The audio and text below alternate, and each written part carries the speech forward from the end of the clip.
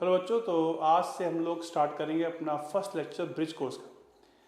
जो बच्चे 10th class से 11th क्लास में आए हैं, फिजिक्स ऐसा सब्जेक्ट है जिसमें सबसे ज़्यादा दिक्कत होती है उनको ना, क्योंकि उनको जो बेसिक मैथमेटिकल टूल्स के बारे में ज़्यादा आइडिया नहीं होता है ना।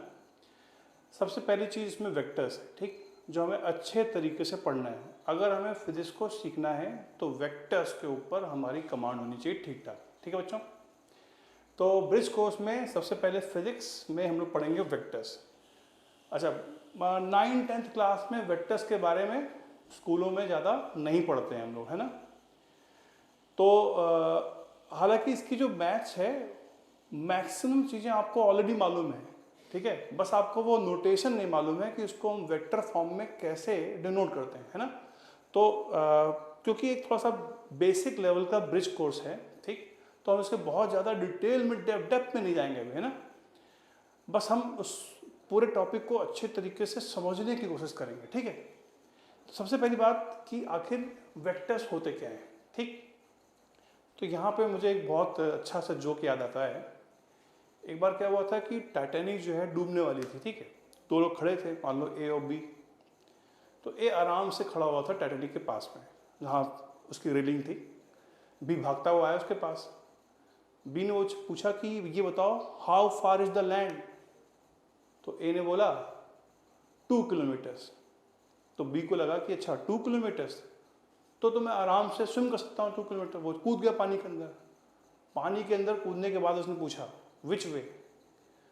तो ए ने बोला डाउनवर्ड्स।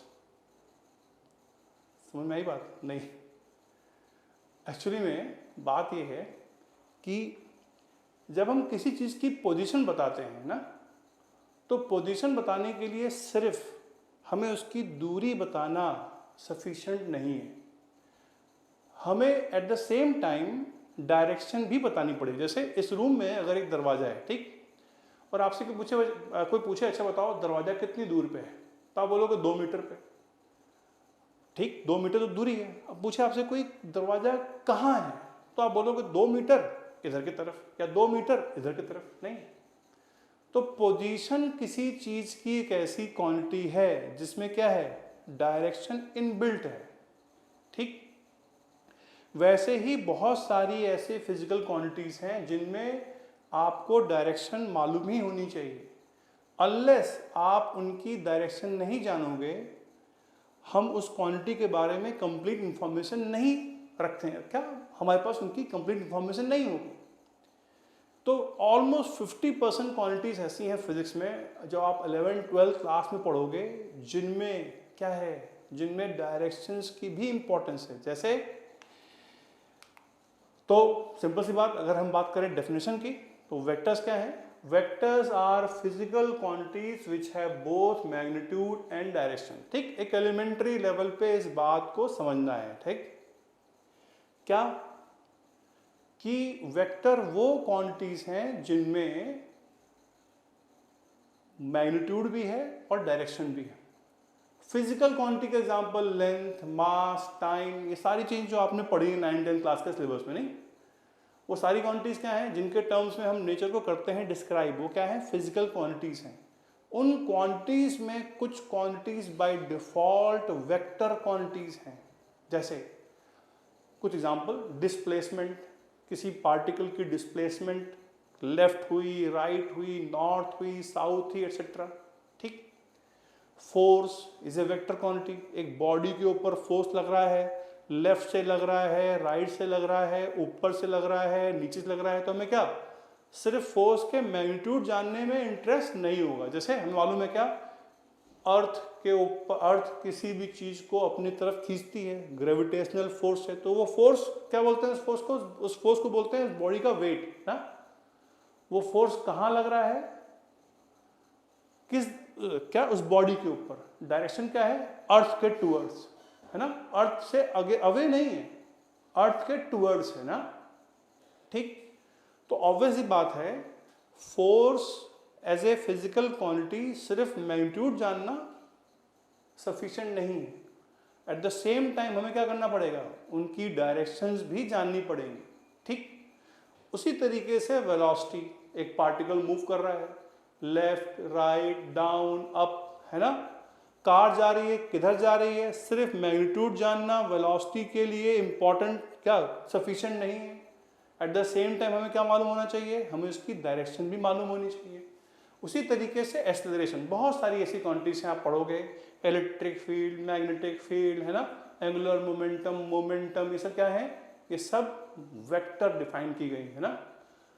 ठीक, अब इनको हम अलग से क्यों पढ़ रहे हैं, एक बेसिक सवाल ये आता है ना। क्यों? क्योंकि इन क्वांटिटीज को ऐड करना या सब्ट्रैक्ट करना नॉर्मल तरीके से नहीं होता है। इन क्वांटिटीज का एडिशन या सब्ट्रैक्शन का रूल अलग होता है। ठीक, अच्छा वो रूल क्या होता है, क्या वो रूल हमें मालूम है? हाँ, आपको ये रूल ऑलरेडी मालूम है। सारे वेक्टर क्वांटिटीज के एडिशन सब्ट्रैक्शन के रूल्स आप लोगों को ऑलरेडी मालूम है, बस हाँ आप लोगों को क्या नोटेशन नहीं मालूम है। ठीक, तो आज की क्लास में हम लोग क्या कुछ बेसिक एग्जाम्पल्स करेंगे। ठीक, बस इस बात के सेंस लेने के लिए कि आखिर वेक्टर क्वांटिटी और स्केलर क्वांटिटी में क्या फर्क है। मेनली हम लोग डिस्प्लेसमेंट एज ए वेक्टर के बारे में बात करेंगे, फिर फोर्स के बारे में बात करेंगे, फिर एक चीज को जनरलाइज करेंगे क्या, कि जैसे डिस्प्लेसमेंट है वैसे फोर्स, वैसे कोई भी और वेक्टर क्वांटिटी होगी। ठीक, तो कुछ बेसिक सवाल के आंसर मैं आप लोगों से पूछता हूं। ठीक, देखते हैं आप लोग उस सवाल के आंसर कर पाते हैं या नहीं कर पाते हैं। पहला सवाल है, एक पर्सन पहले चलता है 3 मीटर, फिर चलता है 4 मीटर सेम डायरेक्शन में। ये एरो क्या बता रही है, डायरेक्शन बता रही है, क्योंकि मोशन या डिस्प्लेसमेंट एक वेक्टर क्वांटिटी है नहीं। तो एक पर्सन चाहे पहले चलता है 3 फिर चलता है 4, ठीक, दोनों सेम डायरेक्शन में। मेरे पास दो सवाल है। पहला, उसकी टोटल कितनी डिस्टेंस ट्रेवल किया। दूसरा सवाल, उसकी टोटल डिस्प्लेसमेंट कितनी हुई। ठीक, तो बहुत ही सिंपल सवाल है। मैक्सिमम लोग इस सवाल को क्या कर लेंगे, है ना। मैक्सिमम लोग इस सवाल को कर लेंगे। क्यों? जहां तक बात डिस्टेंस की है तो सिंपल सी बात है, जो टोटल डिस्टेंस ट्रेवल्ड है वो पहली 3 + 4 7 हो गई। ठीक है ना। डिस्टेंस ट्रेवल्ड क्या होती है, एक हम बोलते हैं स्केलर क्वांटिटी। ठीक, यही फर्क है एक वेक्टर और स्केलर क्वांटिटी में। डिस्टेंस ट्रेवल्ड स्केलर होती है, उसमें क्या करना है, वो नॉर्मल एडिशन फॉलो करती है। 3 + 4 का सम 7 ही आएगा। ठीक, अब मैं आपसे पूछूं, ये तो हो गई डिस्टेंस ट्रेवल्ड। अब मैं अगर आपसे पूछूं कि बताइए डिस्प्लेसमेंट कितनी हुई।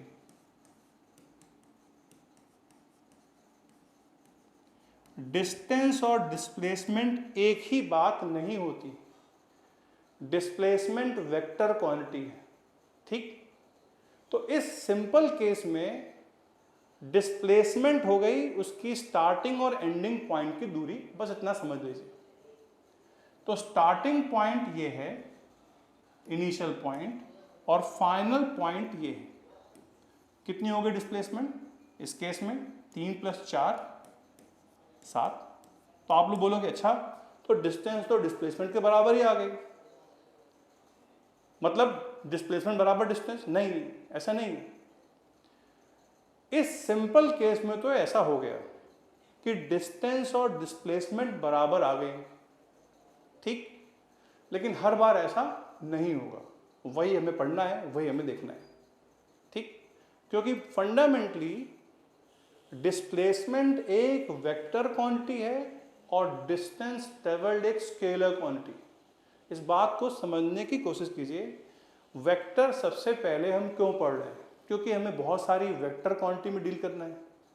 वेक्टर क्वांटिटीज को, चाहे वो मोमेंटम हो, इलेक्ट्रिक फील्ड हो, मैग्नेटिक फील्ड हो, जब भी हमें डील करना होगा बच्चों, ठीक, तो हम लोग वेक्टर के तरीके से ऐड या सब्ट्रैक्ट करेंगे। ठीक, चलो अगला एग्जांपल करते हैं। अब हमें इस बात को और अच्छी तरीके से समझेंगे कि डिस्टेंस और डिस्प्लेसमेंट में क्या फर्क है। ठीक, उसकी वजह से हम वेक्टर्स के बारे में सीखेंगे। अगला एग्जांपल ये कि एक आदमी पहले 3 मीटर चलता है इधर, और फिर यहीं से 4 मीटर चलता है इधर।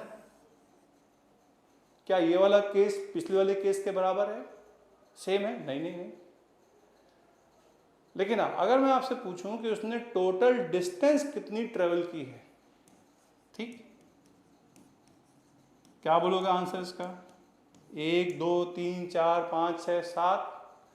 थोड़ा सा दिमाग लगाओगे तो डिस्टेंस ट्रेवल्ड एक्चुअल लेंथ है जो उसने चला है ऐसे करके, है ना, कितना? वो 7 मीटर के बराबर है। और मैं आपसे पूछूं अच्छा बताओ डिस्प्लेसमेंट कितनी है? आप बोलोगे 7। नहीं, डिस्प्लेसमेंट एक अलग फिजिकल क्वांटिटी है। डिस्प्लेसमेंट हम कैसे फाइंड करते हैं? इनिशियल पॉइंट और फाइनल पॉइंट के बीच की दूरी। क्या आप ये हमें गैस कर सकते हो कि ये दूरी कितनी होगी? कोई बड़ी बात नहीं है ना? थोड़ा सा भी दिमाग लगाओगे तो आप बोलोगे कितनी है डिस्प्लेसमेंट? 1 मीटर। तो इस पार्टिकल की डिस्प्लेसमेंट, देयरफॉर डिस्प्लेसमेंट 1 मीटर है। कुछ समझ में आया? डिस्प्लेसमेंट इनिशियल और फाइनल पॉइंट की दूरी है।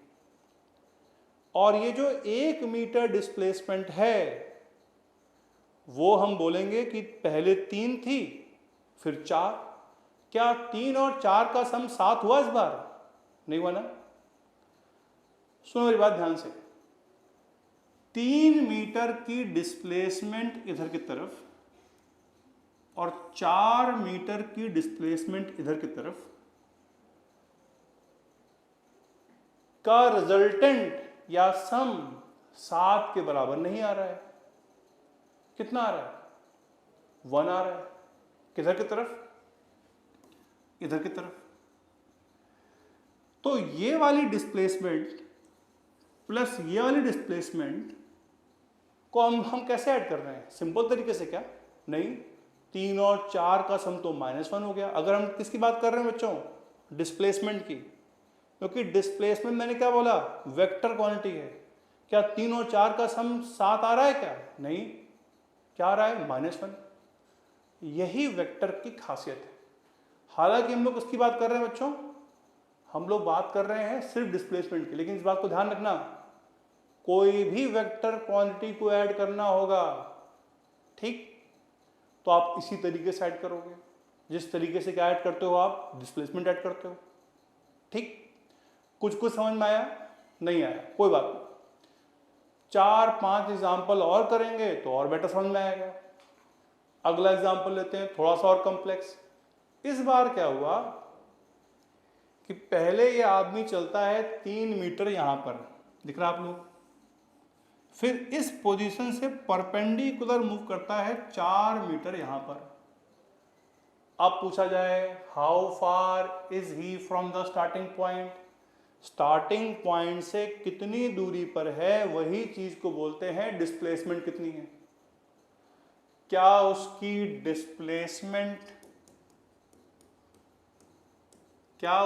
डिस्प्लेसमेंट 7 मीटर है? बोलो, होनी चाहिए। क्यों? ये 3 है, ये 4। अरे नहीं भाई, क्यों होनी चाहिए? डिस्प्लेसमेंट तो ये दूरी है ना, डिस्प्लेसमेंट तो ये दूरी है ना। स्टार्टिंग पॉइंट और फाइनल पॉइंट की दूरी तो ये है, और 3 + 4 का सम 7 होगा क्या? नहीं होगा। बोलो, ये बात समझ में आ रही है अच्छी तरीके से? इस बार 3 + 4, हाँ, अगर आपसे कोई पूछता कि अच्छा ये बताओ बच्चों कि डिस्टेंस ट्रेवल्ड कितनी है, डिस्टेंस ट्रेवल्ड कितनी है, ठीक। तो डिस्टेंस ट्रेवल्ड में आप साथ ही बोलते, क्योंकि डिस्टेंस ट्रेवल्ड एक्चुअल लेंथ जो उसने चला वो एक स्केलर क्वांटिटी, वो क्या है, पहले 3 और 4, तो स्केलर के तरीके से ऐड करिए। स्केलर क्वांटिटीज को ऐड करना आपको अच्छी तरीके से आता है। जैसे आपको मालूम है कि आपके पास पहले 3 kg था, फिर आपको 4 kg और मिल गया, तो आपके पास कुल मिला कितना हो गया, 7 kg हो गया। आपके पास 4 kg था, आपने 3 kg फेंक दिया, आपके पास कितना हो गया, 1 kg बच गया। स्केलर क्वांटिटीज को ऐड सब्ट्रैक्ट करने में कोई दिक्कत नहीं होती। दिक्कत किसमें होती है, जब आपको वेक्टर क्वांटिटीज को ऐड करना हो जिनमें डायरेक्शन भी हो। और डायरेक्शन कैसे बता रहे हैं, एरो से। भाई एक आदमी गया, किधर गया, जिधर एरो बनी हुई उधर गया, फिर क्या हुआ, इधर गया, किधर गया, जिधर एरो बनी हुई उधर गया, नहीं।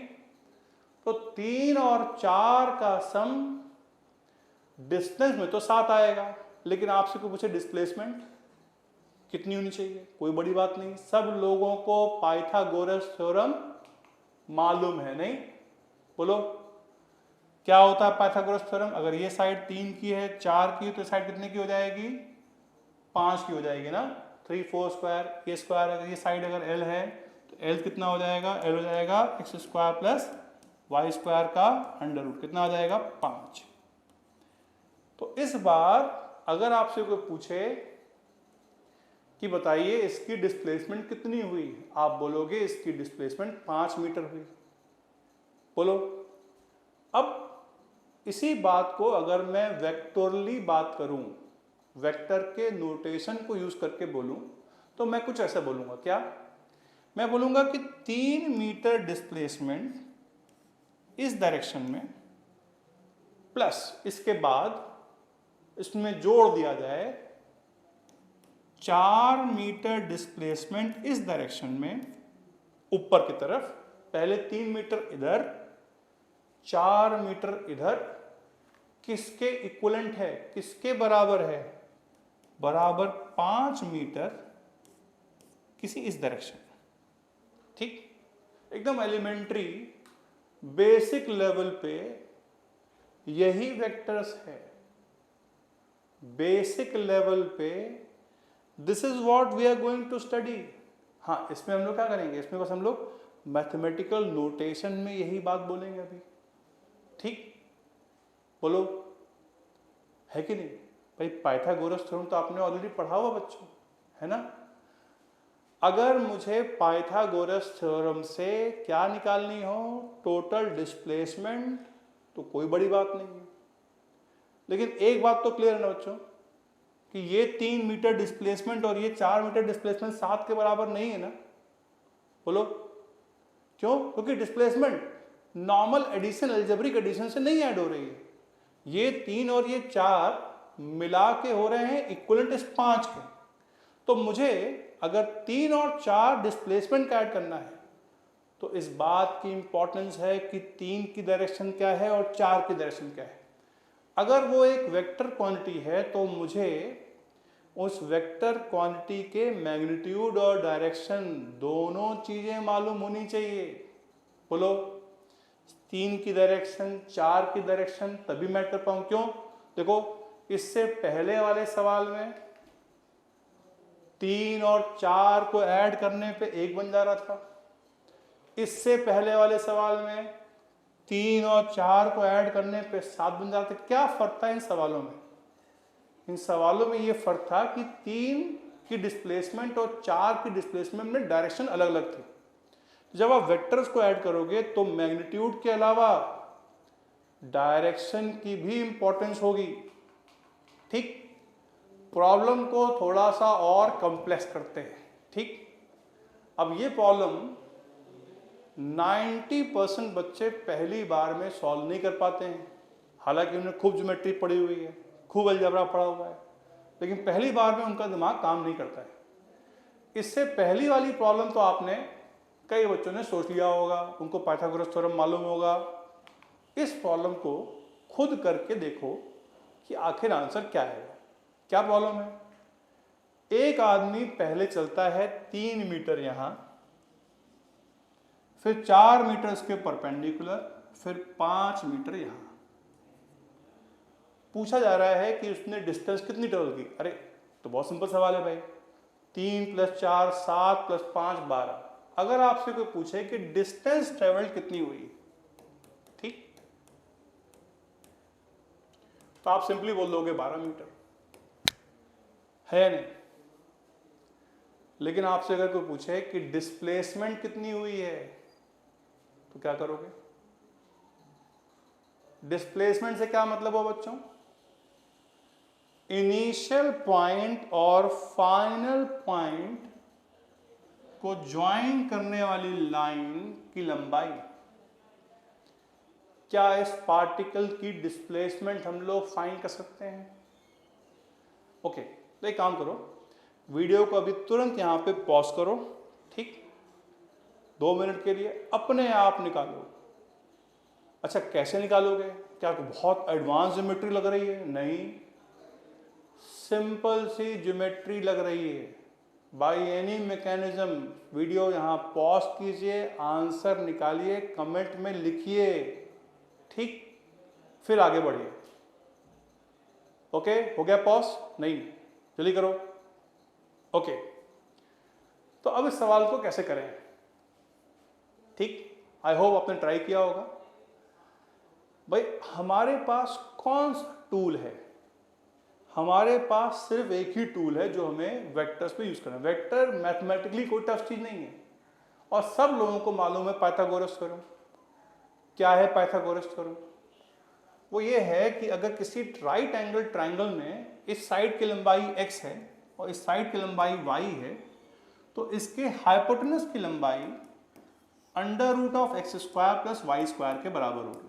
नहीं, मुझे अगर इस साइड की लंबाई चाहिए तो मुझे सिंपली x डायरेक्शन में डिस्प्लेसमेंट, y डायरेक्शन में डिस्प्लेसमेंट, अगर x और y है तो x² + y² का अंडर रूट करना है, ठीक। अब इस प्रॉब्लम में दिक्कत ये हो रही है कि ट्राइंगल नहीं बनना है, नहीं, इस सवाल में दिक्कत यह है कि हाँ ट्राइंगल नहीं बनना है। जब तक हम ट्राइंगल ना बना लें हम सवाल नहीं कर पाएंगे। ट्राइंगल कैसे बनाएं, बहुत सिंपल सी बात है, मुझे इसकी लेंथ चाहिए बच्चों, मैं यहां से एक इमेजिनरी राइट एंगल ट्राइंगल बना लेता हूं। बनना है कि नहीं बनना है, ये एक इमेजिनरी राइट एंगल ट्राइंगल बनना है कि नहीं बनना है, बनना है ना।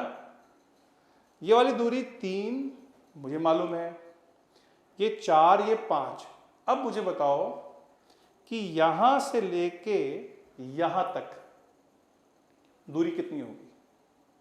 अब अगर पहले नहीं कर पाया तो अब पास को, अब क्या, अब वीडियो पॉज कर लो, अब देख लो, क्या आपको कोई राइट एंगल ट्राइंगल दिख रहा है। बिल्कुल, ये वाला राइट एंगल ट्राइंगल है या नहीं, ये दूरी 3 है कि नहीं।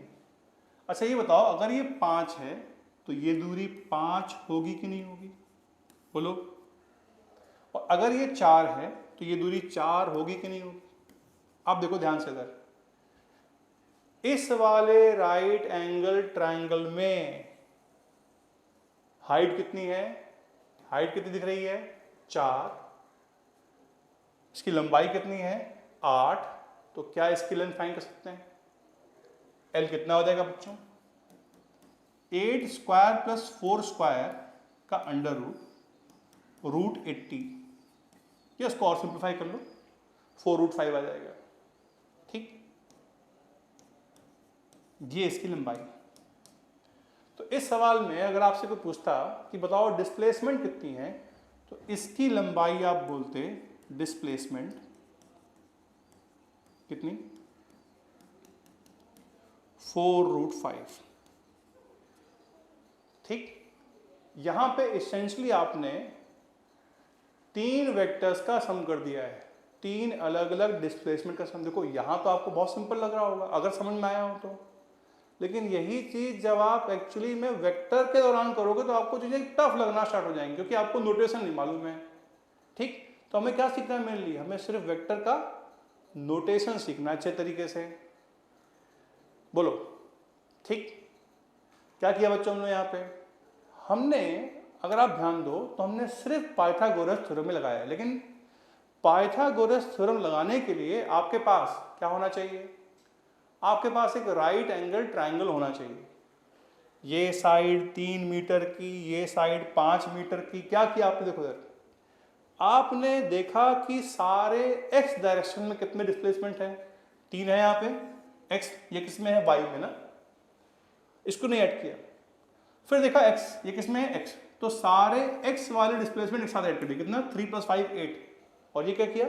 सारा y वाला डिस्प्लेसमेंट। ठीक। उसके बाद आपने क्या किया? आपने टोटल डिस्प्लेसमेंट इन x का whole square plus total displacement in y का होल स्क्वायर का अंडर रूट कर दिया। बस इतना करना है। चलो, अगर ये सवाल समझ में आ गया तो क्या अगला सवाल कर सकते हो? थोड़ा और कॉम्प्लेक्स है। इस बार क्या हुआ? ये आदमी चलता है 3 मीटर, फिर 4 मीटर, फिर 5 मीटर, फिर 2 meter. How far is he from the starting point? Basically आपसे ये बोला जा रहा है कि आपको इन 4 वेक्टर्स का सम करना है, या इन 4 डिस्प्लेसमेंट का सम करना है। क्या इसका आंसर 3 + 4 7 + 5 12 + 2 14 होगा? क्या डिस्प्लेसमेंट 14 मीटर्स होगा? अगर हाँ, तो फिर इंजीनियरिंग मत करना, उसकी तैयारी मत करना चाहिए तैयारी। क्या इसका डिस्प्लेसमेंट 14 होगा? Answer is no. तो 14 क्या है? 14 डिस्टेंस हो, इसके द्वारा डिस्टेंस ट्रेवल्ड कितनी हो गई? 14 मीटर हो गई, जो कि सिंपली क्या है? इन सबका अलजेब्रिक सम है। अब अगर बात हो रही है डिस्टेंस डिस्प्लेसमेंट की, तो किसकी बात हो रही है बच्चों? इनिशियल पॉइंट और फाइनल पॉइंट को ज्वाइन करने वाली लाइन की दूरी के बारे में बात किया जा रहा है। क्या इस डिस्प्लेसमेंट को हम लोग फाइंड कर सकते हैं? कोई भी तरीका है, एक ही तरीका है, पाइथागोरस थ्योरम। वीडियो को यहाँ पे 2 मिनट के लिए पॉज कीजिए, आंसर निकालिए, कमेंट में लिखिए। ठीक, करना है। फिजिक्स एज ए सब्जेक्ट आप तभी सीख सकते हो जब आप प्रैक्टिस करो। सुनने से, है ना, या किसी को पढ़ाने से हम नहीं सीख सकते हैं। जब हम अनलेस हम क्लास में बैठ के या क्लास के बाद फिजिक्स और मैथ्स सब्जेक्ट्स हैं, जब तक आप बहुत सारी प्रैक्टिस नहीं करते हो, खुद उसमें इन्वॉल्व नहीं होते हो, तो सिर्फ देखने से चीज़ें नहीं आएंगी। ठीक, तो वीडियो पॉज कीजिए और बताइए इसका आंसर क्या होगा। चलिए, आई होप आपने वीडियो पॉज किया होगा, आपके आंसर सही निकले होंगे। अब देखो बच्चों, इसको हम कैसे कर सकते हैं? अगेन, अगर आप इसको रूल मान लो, ठीक, तो आगे देखोगे यही रूल आगे भी फॉलो हो रहा है। आप क्या करो, देखो सारी x में कितनी डिस्प्लेसमेंट हुई? 3 हुई, 5 हुई, ये नहीं, ये y में हुई, ये नहीं, ये y में हुई। तो सिर्फ अगर मैं बोलूं कि टोटल डिस्प्लेसमेंट x डायरेक्शन में कितनी हुई? 3 + 5 8। और मैं बोलूं टोटल डिस्प्लेसमेंट y में कितनी हुई? 4 + 2 6। क्योंकि देखो ये वाली डिस्प्लेसमेंट x में है, y में नहीं है, ये x में है, y में नहीं। ये डिस्प्लेसमेंट y में है, x में नहीं है, y में है, x में नहीं है। तो टोटल डिस्प्लेसमेंट कितनी हो गई इसकी? y में 6। अब क्या करना है? कुछ नहीं, इसका स्क्वायर प्लस इसका स्क्वायर का अंडर रूट। ये लंबाई कितनी हो जाएगी? √8² + 6² कितना आ जाएगा? 10 मीटर्स का आंसर आ जाएगा। बेसिकली हम पाइथागोरस थ्योरम ही लगा रहे हैं। कैसे? इस बात को समझिए, इस वाले ट्रायंगल में हम लोग पाइथागोरस थ्योरम लगा रहे हैं। ठीक, ये लंबाई 3, ठीक, ये 5, तो ये भी 5, ये लंबाई 4, ये लंबाई 2, तो ये भी 4 और ये 2। इसकी लंबाई कितनी होगी कुल मिला के? 6। अब बताओ, इस बड़े वाले ट्रायंगल में पाइथागोरस थ्योरम लगा के इसकी लंबाई कितनी आ जाएगी? 10 आएगी नहीं आएगी? बोलो भाई, है ना? क्या कोई चीज टफ लग रही है ऐसा? टफ तो नहीं है। क्या रेलेवेंस की चीज है? हाँ, यही है वेक्टर। अगर आप ऐसे डिस्प्लेसमेंट ऐड करना सीख जाओगे, ठीक, तो आप किसी भी वेक्टर को ऐड या सब्ट्रैक्ट करने का सेंस सीख जाओगे, ठीक। जैसे डिस्प्लेसमेंट आप देख रहे हो 3, 4, 5, 6 मिलके 14 नहीं हो रहे हैं। उनकी कितनी डिस्प्लेसमेंट है इस बात पे डिपेंड कर रहा है क्या? उनकी डायरेक्शन क्या है। जैसे एक आदमी चलता है 10 मीटर इधर और फिर 10 मीटर इधर वापस, कितनी होगी डिस्प्लेसमेंट? अगर जीरो आंसर नहीं आया तो जेई की तैयारी मत करना, ठीक। जीरो है ना? कितनी होगी डिस्टेंस? 20 मीटर, है या नहीं? ठीक। चलो, कुछ सेंस आया आपको? नहीं, पूरा सेंस नहीं आया क्योंकि अभी सारी बातें हुई नहीं, लेकिन फिर भी एक बेसिक आइडिया हमें वेक्टर का मिल रहा है। इस लेक्चर को याद रखना, क्योंकि अगर आप ये सवाल कर लेते हो और आगे सवाल नहीं कर पा रहे होगे, जब हम क्या यही बात वेक्टर के टर्म में करेंगे, तो इसका क्या मतलब होगा? आप ये कॉन्सेप्ट क्या क्लियर है, लेकिन उसको आप कोरिलेट नहीं कर पा रहे हो आपस में बस। चलो एक और अच्छा एग्जांपल लेते हैं। अब हम अभी तक हम किसकी बात कर रहे थे? हम बात कर रहे थे डिस्प्लेसमेंट। ये भी आपको ऑलरेडी मालूम है, मैक्सिमम बच्चे इस सवाल का आंसर दे देंगे सही। मान लीजिए इस बार हम फोर्स की बात करते हैं। एक ब्लॉक है, उसको दो हट्टे कट्टे आदमी फोर्स लगा रहे हैं, धक्का दे रहे हैं। एक लगा रहा है 30 न्यूटन फोर्स इधर की तरफ, दूसरा लगा रहा है 40 न्यूटन फोर्स इधर की तरफ, ठीक। बताओ कि 5 साल का बच्चा भी इस सवाल का आंसर दे देगा। अगर मैं पूछूं ये ब्लॉक किधर जाएगा, लेफ्ट या राइट? ठीक, आपका जवाब बिल्कुल सही है, ये ब्लॉक लेफ्ट जाएगा। नहीं, ठीक। क्यों? क्योंकि ये फोर्स, ये आदमी ज्यादा स्ट्रांग है। ये किधर लगा रहा है फोर्स? 40 न्यूटन का। ये क्या करेगा? इसको ओवरपास या सरपास कर जाएगा। ब्लॉक किधर जाएगा? इधर जाएगा। अब मैं आपसे पूछूं कि इन दोनों फोर्सेस का रिजल्टेंट फोर्स कितना होगा, या नेट फोर्स कितना होगा, या अगर इन दोनों फोर्सेस को हटा के एक ही फोर्स लगाया जाए तो कितना लगाया जाए ताकि ब्लॉक का मोशन सेम हो? कुछ समझ में आ रहा है? मैक्सिमम लोगों को इंट्यूशन आ रहा होगा अपने आप, इंट्यूशन से ना, कोई फिजिक्स नहीं पढ़ी हुई है, इंट्यूशन से आप बोलोगे कि 10 न्यूटन। क्यों? 30 न्यूटन और 40 न्यूटन अगर अपोजिट लग रहे हैं तो एक दूसरे के असर को कैंसिल कर रहे हैं। 40 वाला 30 से बड़ा है तो क्या होगा नेट? 10 न्यूटन। क्या ऐसा हम लोग पहले कुछ कर चुके हैं? हाँ, अभी जस्ट हमने किया था। क्या? 3 मीटर डिस्प्लेसमेंट इस डायरेक्शन में और 4 मीटर डिस्प्लेसमेंट इस डायरेक्शन में का सम कितना हो गया था? हमने क्या बोला? रिजल्टेंट डिस्प्लेसमेंट कितनी हो गई थी? इस केस में रिजल्टेंट डिस्प्लेसमेंट 1 मीटर हो गई थी। वही कुछ यहां पे भी। तो जैसे बच्चों डिस्प्लेसमेंट है वैसे ही फोर्स है, वैसे ही मोमेंटम होगा, वैसे ही एक्सेलरेशन होगा, वैसे ही इलेक्ट्रिक फील्ड होगी, वैसे ही मैग्नेटिक फील्ड होगी, वैसे ही एंगुलर मोमेंटम होगा, वैसे ही टॉर्क होगा। सभी वेक्टर क्वांटिटी इसी तरीके से ऐड या सब्ट्रैक्ट की जाएंगी। यहां क्या पूछा जाएगा? Net force. इस ब्लॉक के ऊपर लगने वाला नेट फोर्स कितना? 10 न्यूटन। अब मुझे बताओ, अगर दोनों लोग सेम डायरेक्शन में फोर्स लगाने लगे 40 न्यूटन का, ये हटा दें इसको, ठीक, ये आदमी इधर ले आए तो कितना नेट फोर्स?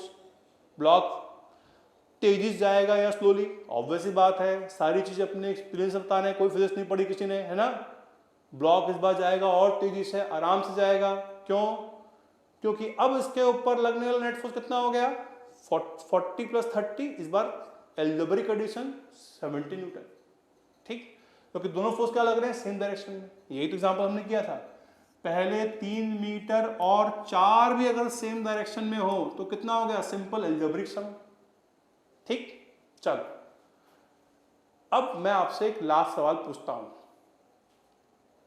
ठीक, आपने वेक्टर नहीं पढ़ा हुआ है, मुझे मालूम है मैक्सिमम लोगों ने वेक्टर नहीं पढ़ा हुआ है, लेकिन मैं आपको एक ऐसी कंडीशन दूं कि एक ब्लॉक के ऊपर 30 न्यूटन फोर्स यहां लग रहा है और 40 न्यूटन फोर्स यहां लग रहा है। दोनों आपस में क्या है, परपेंडिकुलर हैं। एक एक्स एक्सिस के लॉन्ग, एक वाई एक्सिस के लॉन्ग। मैं आपसे बोलूं, बताओ इन दोनों का नेट कितना होगा, या अगर इन दोनों फोर्सेस को किसी एक फोर्स से रिप्लेस कर दो तो वो फोर्स कितना होगा। ठीक, और ये भी बताओ कि ब्लॉक आखिर किधर जाएगा। भाई ये इसको इधर खींचेगा, ये इसको इधर खींचेगा, ये दोनों फोर्सेस का नेट फोर्स कितना होगा, 70 होगा। नहीं, फोर्स को आप 30 + 40 70 नहीं करोगे बच्चों। क्या करोगे, वेक्टोरली ऐड करोगे। मैंने आपको कुछ भी वेक्टर आज नहीं पढ़ाया, मैंने आपको बस बेसिक कॉमन सेंस के कुछ सवाल लगवाए नहीं, लेकिन क्या इतने थॉट के बेसिस पे आप मुझे इस सवाल का आंसर बता सकते हो। ठीक, आज जो पढ़ाया है उसके बेसिस पे कैन यू टेल मी कि इस दोनों फोर्सेस का रिजल्टेंट कितना होगा। मैंने कोई रूल की बात की अभी तक बात नहीं की। ठीक, किसी एडिशन रूल, सब्ट्रैक्शन रूल के बारे में बात नहीं की, लेकिन सिर्फ अपना क्या दिमाग लगा के, थोड़ा सोच के, लॉजिकल थिंकिंग करके, चलो यही बताओ कि आखिर ब्लॉक कहाँ जाएगा।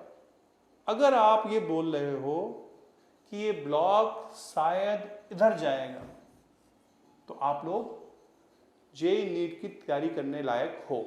अगर आपको ऐसा लग रहा है तो इंडीड ऐसा ही जाएगा। ठीक, लेकिन अगर मैं आपसे बोलूं इसका रिजल्टेंट कितना होगा, नेट कितना होगा, ठीक, तो ये बात हम लोग अगली क्लास में डिस्कस करेंगे, जो कि कल होगी, ऑनलाइन क्लास। ठीक, अपने आप सोच के आइएगा, जो पढ़ा उसको अभी तक रिवाइज करके आइएगा। Okay then.